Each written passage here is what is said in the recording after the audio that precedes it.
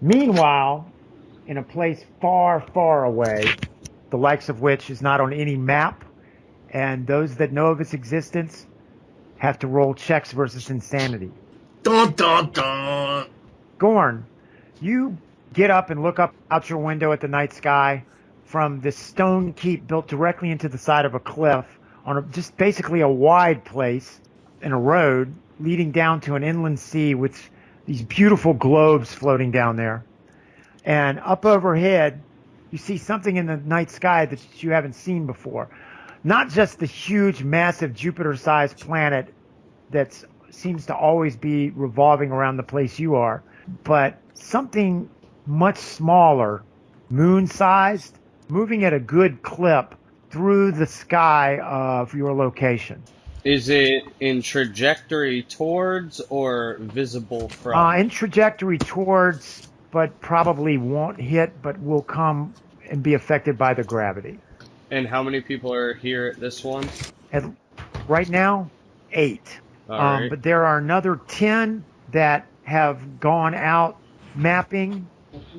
Usually when some sort of astral body gets close, they will figure out a way to get to that astral body, and they may ride it to another one, but using your mapping abilities, measured in years and not in miles, they'll eventually make their way back. And whenever one returns back, it's a huge feast day because they discuss in song, basically, all the sights that they saw so that everyone else can remember it too. So that you all have this constant memory of everything that's happened there. Caltinius, Lori, 5 years ago, one of the knights returned, and he had actually sat down at a campfire with Caltinius and Loria. And they had been to the outer boundaries of the Jupe, if such a thing is possible. And the stories they told of the things they've seen were so fantastical that they were not to be believed. There's whole fields of plants where human heads grow on the end of sunflower stalks. And they all try to talk to you at one time. That's just one example. Cities that hang upside down from the sky. The denizens of those cities fly through. There's a knock at your door. All right, well, I'm going to open my door. Standing there is one of the elderly Knights of Honor, and he is elderly because he'd passed through a time curtain and didn't make.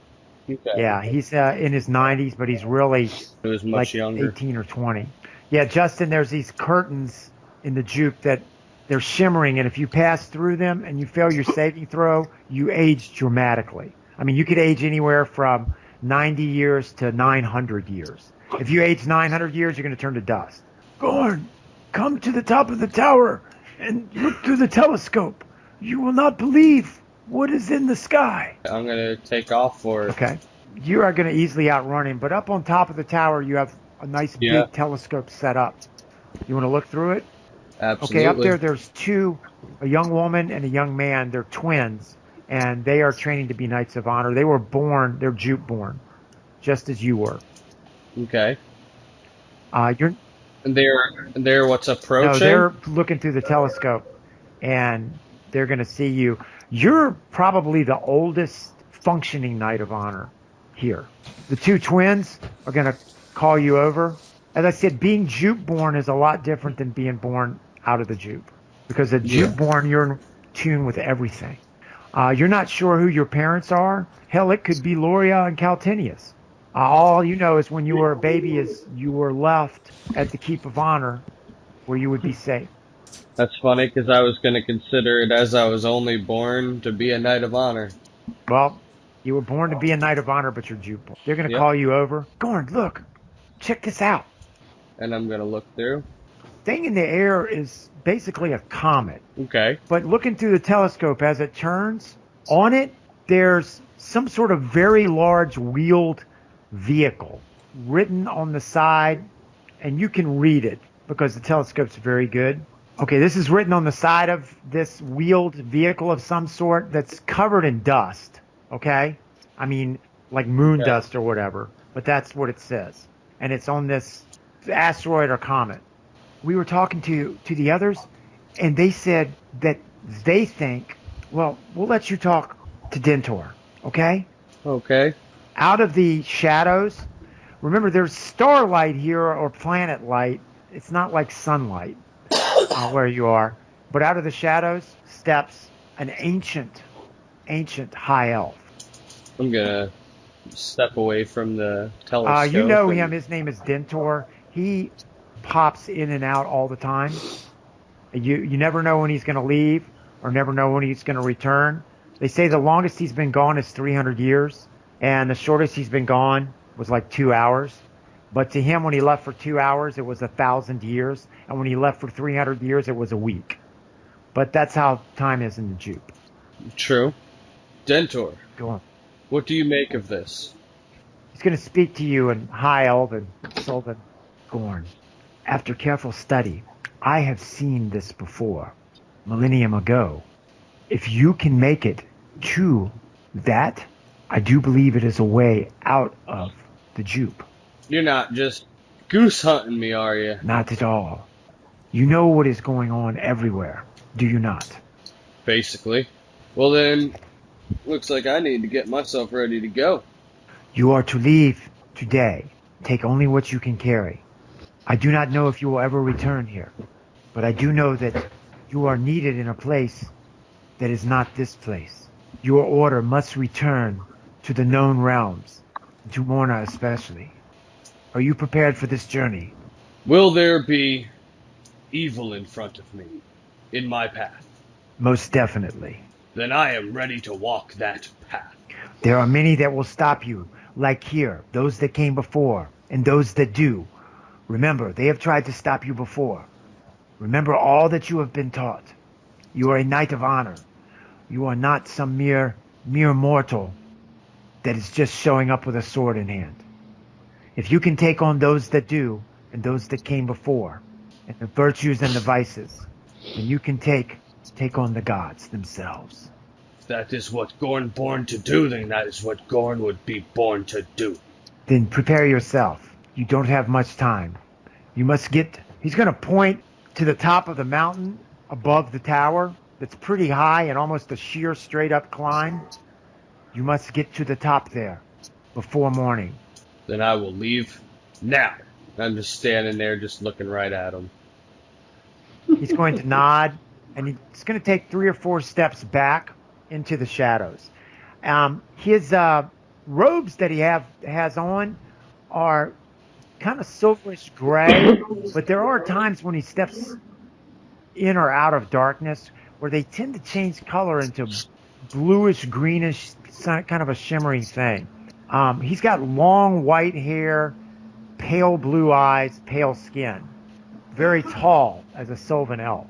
This time when he steps off in the darkness, for a brief instant, like everything shimmers on him, he wears a moonstone bracelet around his wrist, and it seems like for a brief instant, you see a human figure standing there, shaved head, no eyebrows, dark eyes, just for a brief instant, and then he's gone. So I'm gonna go ahead and look at the twins that are up there one more time. You're going to be leaving us, huh? Yes, you're going to be leaving us? Who's in charge? Who will stay in charge? Will we be in charge? No. Well, that sucks. Yeah. That is unfortunate. Another Knight of Honor that's a little bit younger than you, he's going to come up the stairs. Gorn, one of the virtues is here to see you. She says she must speak to you immediately. I'm going to head out that way. He's going to look to you. His name is Chura. He's going to look at you. Hey, who are you leaving in charge? I heard you're leaving. Well, position's open. I'm going to just take this side of the front of my tunic, and I'm just going to rip the collar piece off and put it around his shoulder. It's all you. I will run it as if you were still here. And when the others return, we will still sing songs so that we will know the travels that they have been through. And when you return, I will be able to sing them back to you. And I will return. When you go down the stairs, at the bottom of the stairs, there's a little pixie waif of a young lady. She's got very short brown hair, wearing white diaphanous robes that hug her very sexy body very closely. You recognize her as Mary, one of the virtues. Mary. Gorn, come walk with me in the garden. Brief walk. Must I go. know. You've traveled much throughout the Jupe, right? As much as I could. And you know all the stories of Shotsky and Galton and those that came before and the firstborn and all of them, right? I have heard them. Sit down. I must tell you something. I'm going to sit down. Long ago, there were others, not just the virtues and the vices, but there was an early attempt at creating man, and it didn't work out well. And all of them were unmade. Do you understand that? Yes. Except for some of the females. They were very beautiful. And those that came before and those that do could not bear to unmake them. But they were mortal, and they laid with them because they were so comely.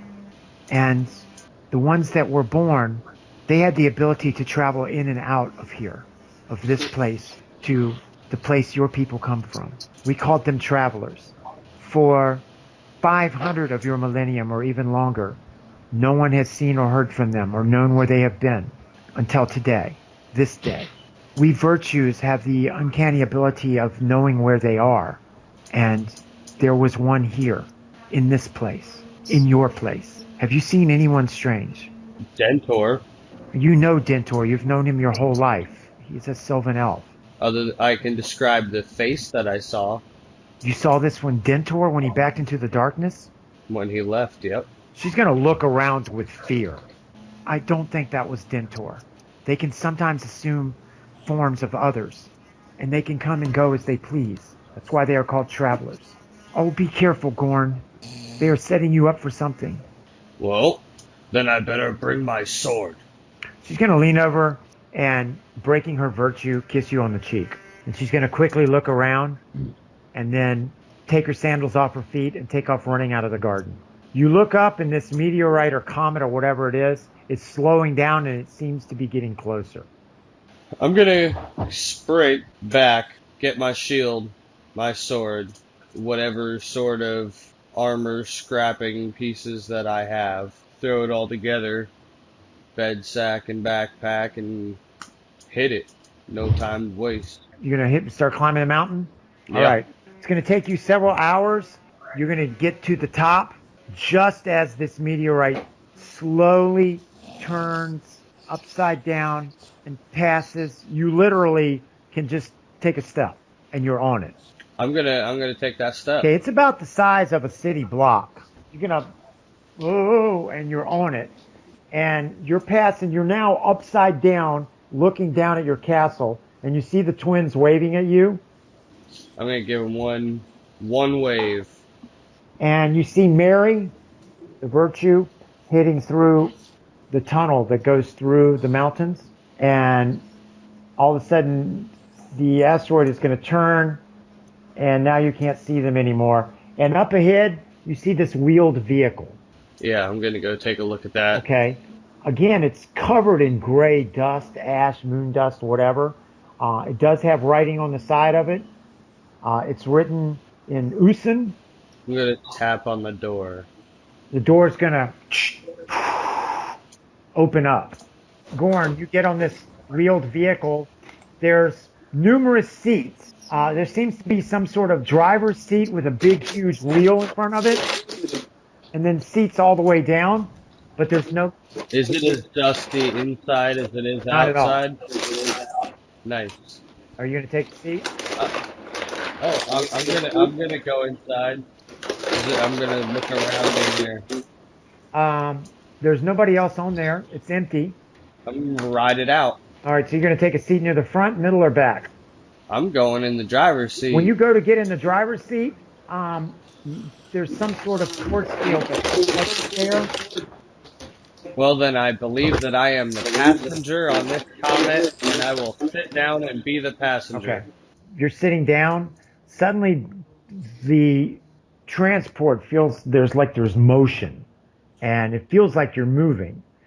But this whole asteroid thing is moving, and you pass by this huge, massive ringed world, and you swear it's some sort of masted ship sailing in the rings, but you don't see anybody on deck.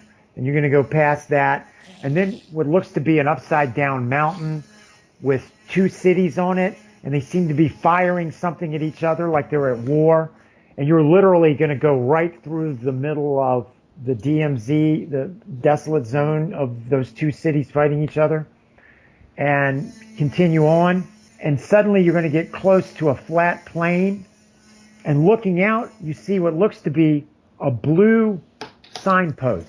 It seems to have a symbol of an outline of the transport you're on. Standing underneath the sign is a short, plump little black lady with a very large purse or bag.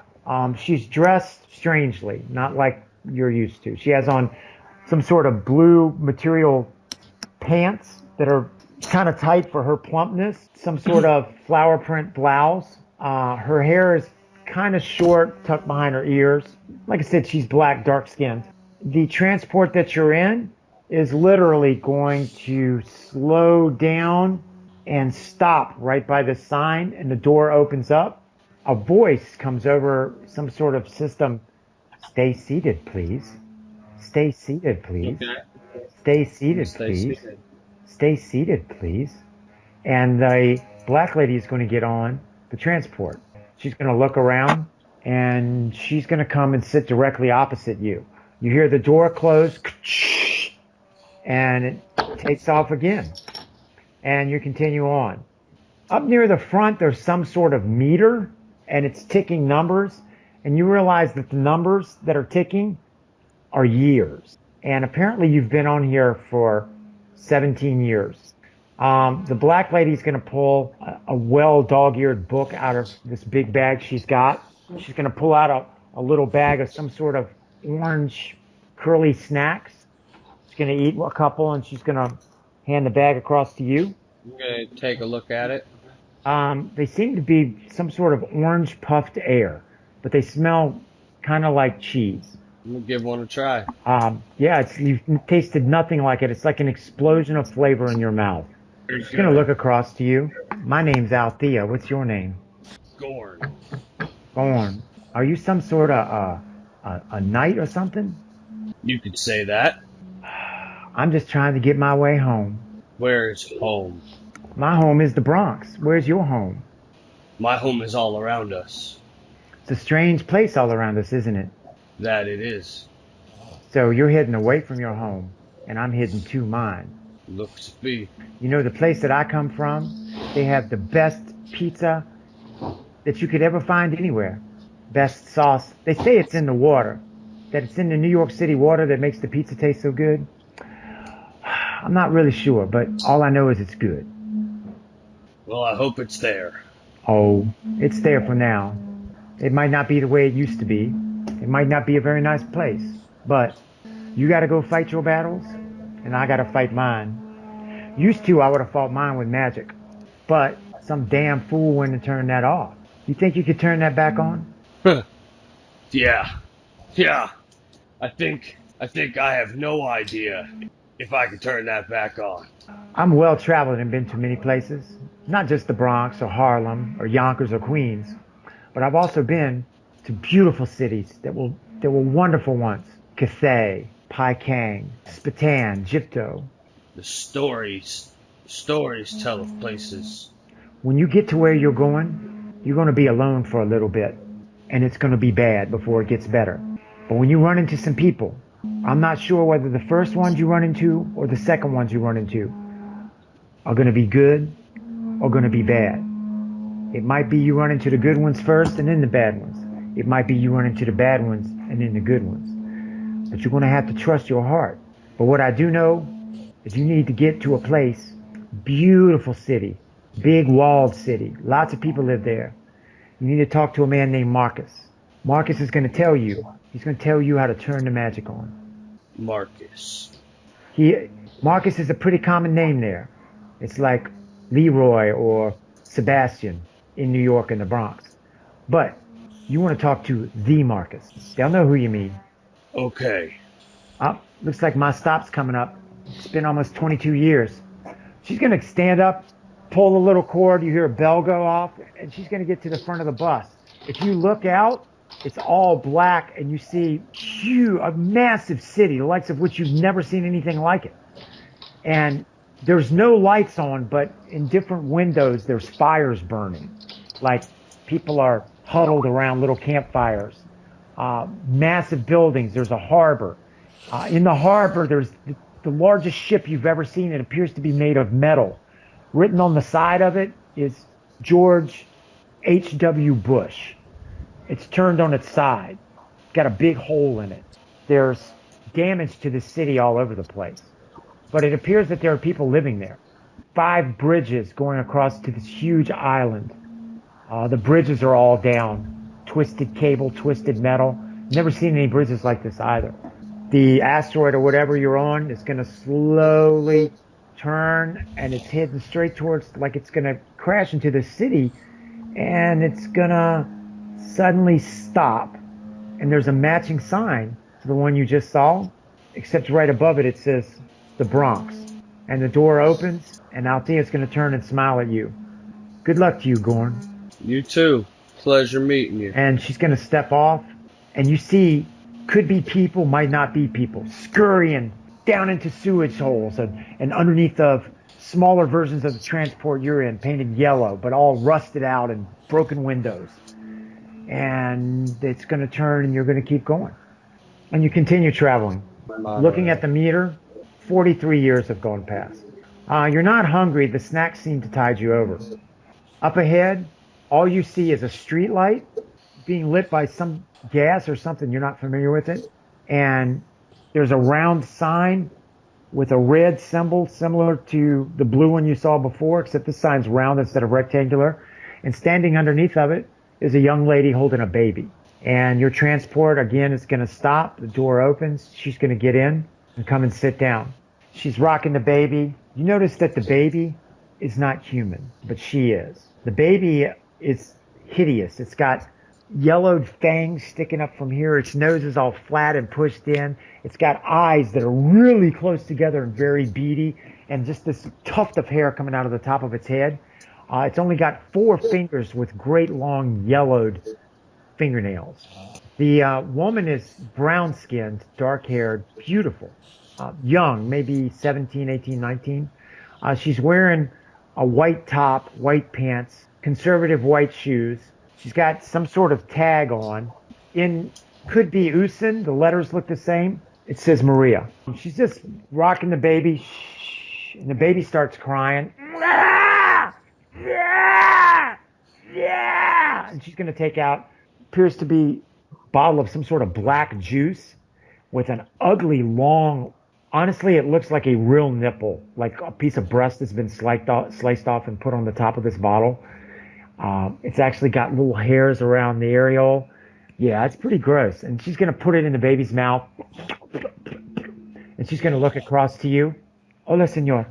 Suddenly, the transport slows down again, and you look, and there's a red light shining on a sign, and 2 young men get on. And they've got lots of earrings, safety pins, chains hanging down from their belt, boots with chrome on them and everything. One of them's got something in his hand, and he pushes a button and a blade pops out, and he starts cleaning his nails. And they're each going to get on. They look at you and laugh. And they're going to sit on either side of the woman. She's going to clutch her baby tight to her chest and look at both of them. And then the transport continues. Hey, what you got there? That's an ugly baby. Here, let me take care of that baby for you. One of them's going to take the knife and put it to the baby, and the woman's going to be in distress, and she's going to, mi bambino, no, no. One of the guys is going to look over at you and shake his finger like, don't get involved. So I have this long sword that's right next to me, and I'm going to have that in my hand, and I'm going to point it at the guy who's waving his finger. No. Okay, he's going to get up and move towards the front of the bus, and the other guy that's got the knife aimed towards the baby, he's going to look at you. Hey, man, you don't want none of this. I'll cut this baby, and it'll be on you. Back off. In fact, leave that oversized knife right on the floor. Do it now. Do you intend to harm that baby? That's the ugly baby. I intend to kill that baby. Okay. And you want this blade on the ground? Yes. Do it now. Okay. Alright. I'm going to whip my blade at him in an effort to pin it through his leg and to the ground. Okay. He's going to scream as the blade goes through his leg, through the seat, into the floor. The woman's going to jump up with her baby and move right next to you. You detect evil. The baby's screaming and crying. And the guy's like, just kill me now. Kill me. Kill me. You have no honor. Kill me. What about the other He's guy? up near the front, scared, shaking. He even pissed himself. Alright, I'm gonna grab my sword and I'm gonna pull it out. And I'm gonna sit back down in my seat. He's going to start bleeding out. The girl's going to sit next to you and take her baby and hold it towards you. As she pushes the baby towards you, you detect more evil. Go sit down over there. You Over there. me no Over in that spot that you were sitting previously. no comprendo. Before. No comprendo. The baby looks at you. I talk like that. It's obviously a baby orc. She's gonna trying to give you the baby. No. She's gonna take the baby and put it in your lap, and the transport stops. And the one guy putting the baby back down. Like I'm taking it out of my lap and putting it right back. No habla under no no the one Take guy the baby over the one there. guy jumps off the transport, and then she's gonna head towards the door. See, and leaving the baby behind. The other guy bleeds out and slumps to the floor and lands in a sticky puddle of blood. And she's gonna get off. The sign out there says "Welcome to East LA," and then the door closes. The baby's gonna look up at you. I'm gonna get up like I'm trying to leave. Does it start saying? It starts crying, and the voice. No, I know not the the voice on the baby. transport. Please be seated. You have not arrived at your destination. Please be seated. You have not arrived. Okay, the baby can sit there right there on the seat. All right. The transport continues on. Again, the gravitational thing. You pass between a shining blue, beautiful planet and a moon. And you're going to pass right by that. And there's a lot of metal shit floating around. Looks constructed, not like junk. And then a red planet. And then a planet with rings. And when you look over, the kid is now a toddler. And he's sitting up swinging his legs back and forth on the seat. Gonna move a couple of more seats away. He's going to kind of get on the seat and kind of crawl. Dad. I know where this is heading. I'm You just continue. preparing myself The transport continues past a massive, massive black hole, and it seems like you're going to get sucked into that, and you go around like going down a drain, and then the gravity throws you back out, and you pass between two gas giants, and then past a binary star system, and then you come to a solar system with 4 planets. There's 2 ringed ones across from each other, a sun, and then there's a blue planet that seems nothing but water, and then a red planet, nothing but desert. And you're going to pass in between that solar system, and when you look over, the baby is now about almost 6 feet tall, 240 pounds, and it's sitting at the seat trying to swing its feet. It's going to look over. When are we getting off this thing?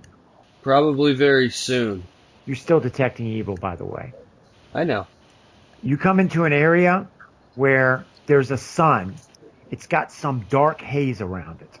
I mean, like a dark cloud.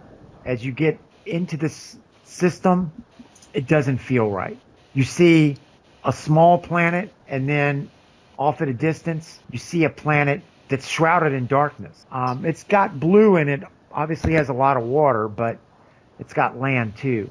And as you get closer and closer, you see there's a moon and black clouds, and suddenly you're going through the black clouds, and then you see what appears to be a forest. It's a pine forest. All the other trees are dead, but the pine, cedar, spruce, those trees are still alive. And it appears to be frost on the ground. And There are 5 small hills and some rusted out hulk of metal that looks like a smaller version of the transport you're in. There's a ding, and the transport stops and the doors open up. Shh. Your destination. Your destination. Look at the orc. So what are you gonna do? Let's go. He's going to get off the transport and look around and go over and break off a very large branch off of a tree. Do you step off the transport? Oh, yeah. Okay. As soon as you do, the asteroid slowly takes off, and then it literally shoots towards the sky. Meanwhile, in STEM, somebody looks up. Look! It's a portent of evil to come! As they see something streak across the sky. The orc is going to look over at you. It's cold. Not like the even temperature of the Jupe. He's going to look at you.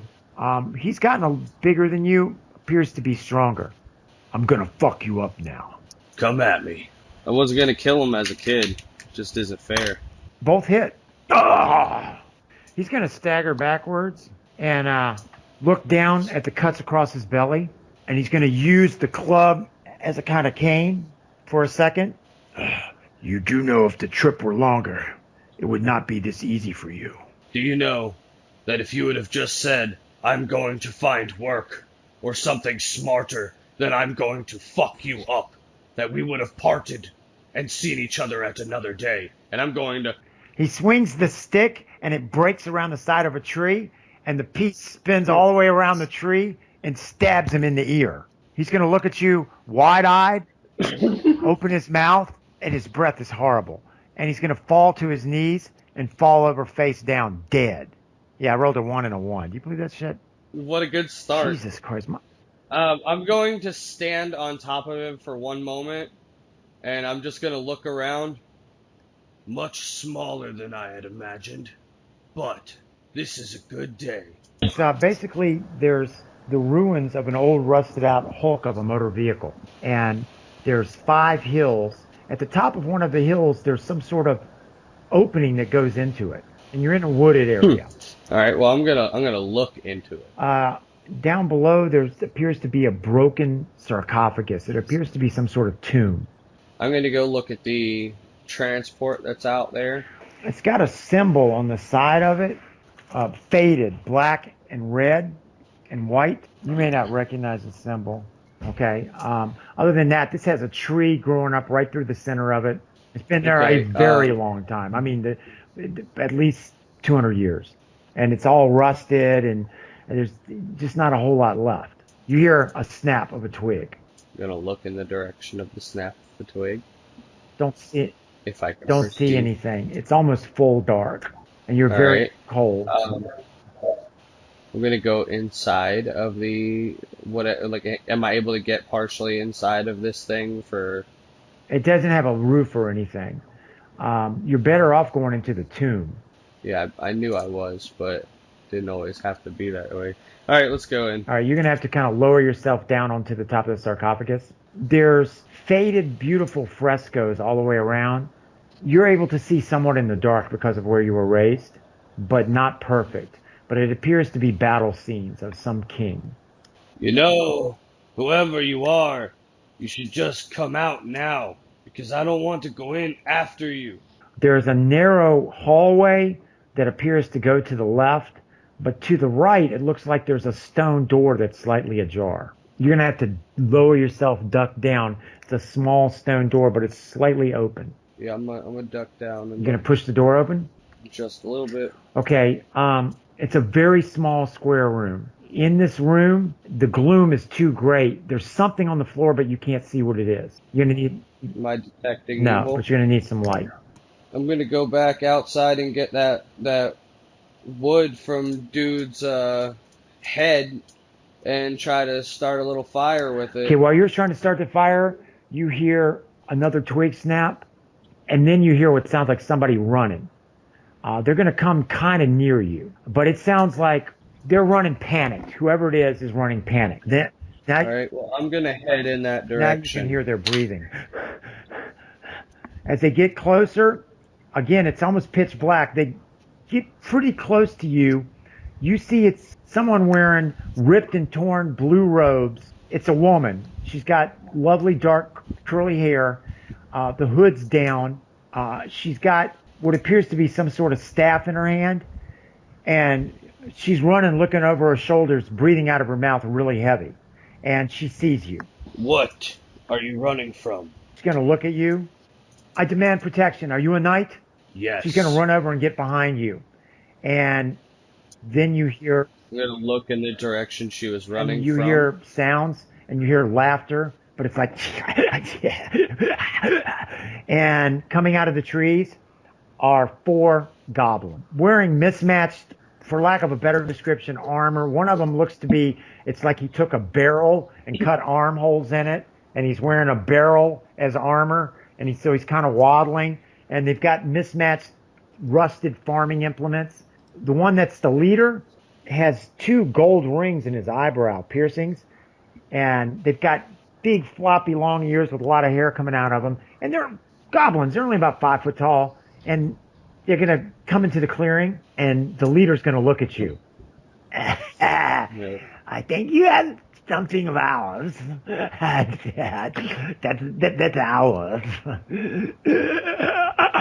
Come and get it. Duta. Yeah. 2 of them start going around the sides, and the one with the barrel has like a club with a stone on the end of it. And he's going to start swinging it back and forth, back and forth. And the leader's going to look to you.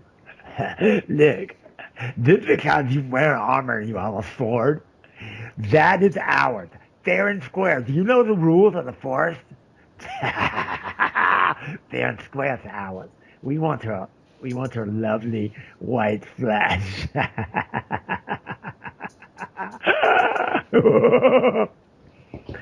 The 2 are trying to flank you. Yeah. Well, I'm going to go after the big guy with the barrel armor. I'm going to shield thrust. Okay, he's swinging this club, swinging this club, swinging this club. In the meantime, the girl is going to swing her staff and crack one of the ones that was coming around the side, upside his head. And he's going to stagger backwards and sit down. Like, my head! I got peas in my head! My head is buzzing! And what do you want to do with Beryl? Well, I'm just gonna charge him with my shield up. Okay. Okay, you're gonna slam into him, and his wooden barrel armor is going to shatter, and he's gonna go flying backwards and land on his ass. Wind knocked out of it. I'm looking directly at the guy with the gold earrings. The other one that was coming around the side, the girl's got her staff ready, and she's looking at him. You want some? And he's gonna look at you and look at her and lower his rusted farm implement and kind of back away. The leader's going to look at you. And I mean, drool is coming down his chin. You have messed up. What is mine? You are not following the rules of the forest. I'm going to tell him, and he will take care of you. And he's going to turn and head back into the forest. I'm going. No. This is a goblin. He's 5 foot tall. I'm a knight of honor who's 6'1". I am going to get him. If this is a chase, then this is a chase. It won't be long. All right. You're going to catch up to him in 3 strides. And I'm going to basically hop on him with my knee to his back to take him in a takedown, so that I have him pinned. That's my takedown. And he's going to fumble. The wind's knocked out of him in his pocket, and he pulls out a ring that he's trying to get on his finger. And I am going to snap his neck. All right. Snap. And the silver ring with a red stone falls to the ground.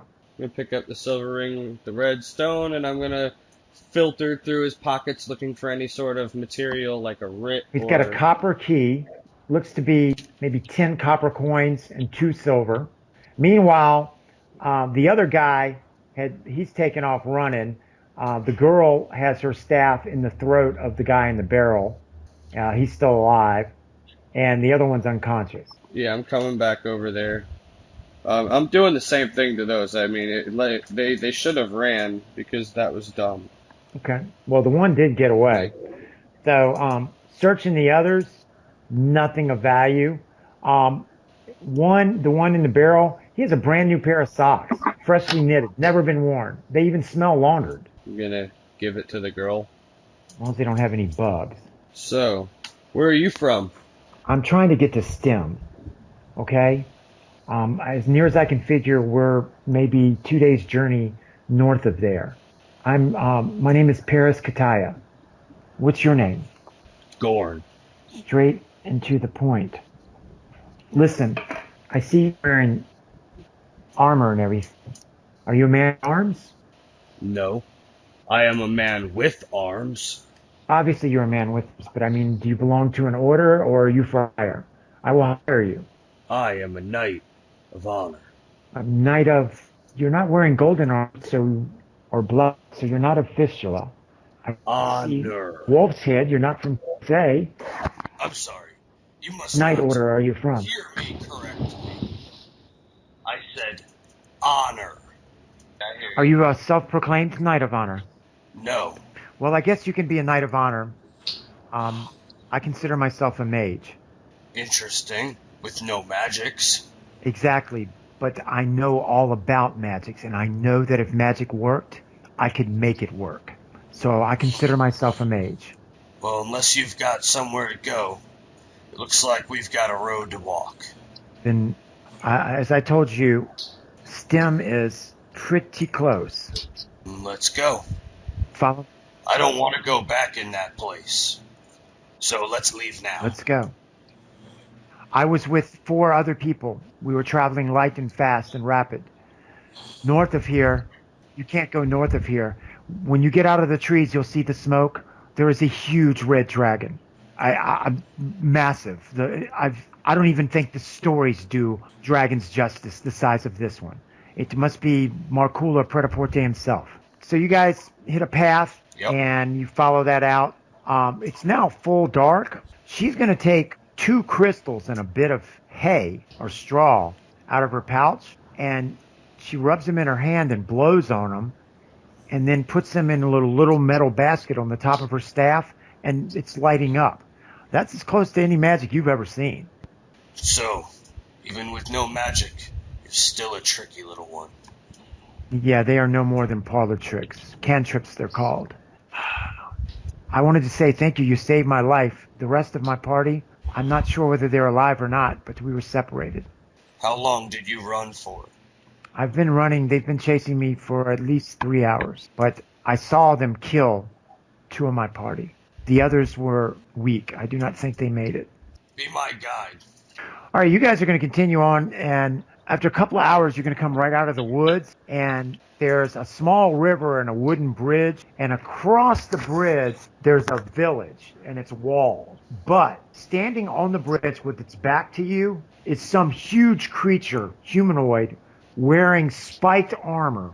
It's probably 7 feet tall, 500 pounds, and carrying a 2-handed broadaxe. Paris is going to look at you, put her finger to her lip, and step back into the trees. Alright. I'm gonna stick with her at the trees for the moment. I think that is an Organista. It is said that there are several small bands moving through these parts. That walled city is the town of Massa. If we can get there, we can get safety for the night. The only other option is 2 miles west of here. There's an old keep of honor where we could get some rest. I don't think we can get past that bridge, even with surprise. No offense. It is an Organista. He will kill us. Let's go to the keep. All right. She's going to stay in the trees, and you guys are going to head out that way.